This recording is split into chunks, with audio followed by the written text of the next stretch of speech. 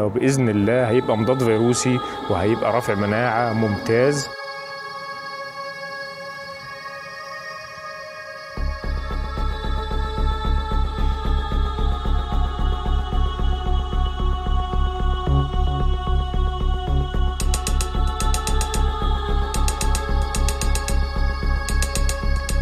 السلام عليكم ورحمة الله وبركاته.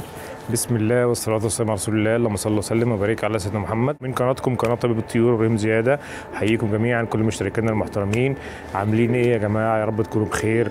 اتمنى ان انتوا تكونوا كويسين وفي احسن حال. النهارده موضوعنا موضوع مهم جدا بعنوان اقوى رافع مناعة على الاطلاق. نتكلم النهارده عن عشبة. العشبة دي بتمثل اقوى رافع مناعة على الاطلاق. هنستخدمها ان شاء الله. هتشتغل معنا رافع مناعة وهتشتغل معنا مضاد فيروسي. اوعوا تروحوا في اي حتة وهنرجع لكم تاني. ورجعنا لكم تاني.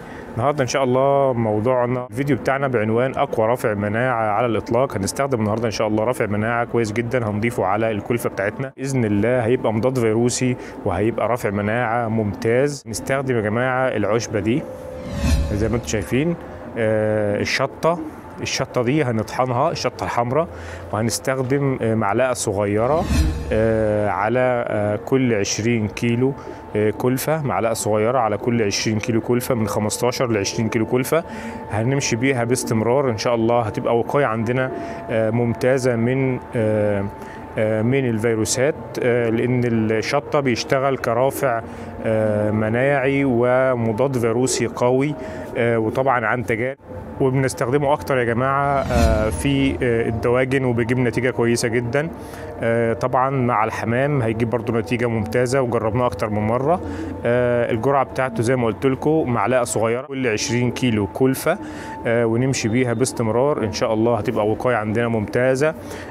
وده كان الفيديو بتاعنا النهارده. لو الفيديو عجبك ما تنساش تعمل لايك للفيديو وشير للفيديو وسبسكرايب للقناه واشترك في القناه اول مره تشوفنا. لو بتشوف الفيديو على فيسبوك ما تنساش تعمل متابعه وتعمل لايك للفيديو وتشير الفيديو عشان غيرك يستفيد. واتمنى ان انتوا تكونوا في احسن حال، محدش يبقى عنده مشاكل او عنده امراض. طبعا كما عودتكم اي حد عنده مشكله يكتب لي في التعليقات وانا برد عليه. اتمنى ان الفيديو يكون عجبكم وقدرت افيدكم بمعلومه. كان معكم ابراهيم زياده من قناه طبيب الطيور، واشوفكم الفيديو القادم والى اللقاء.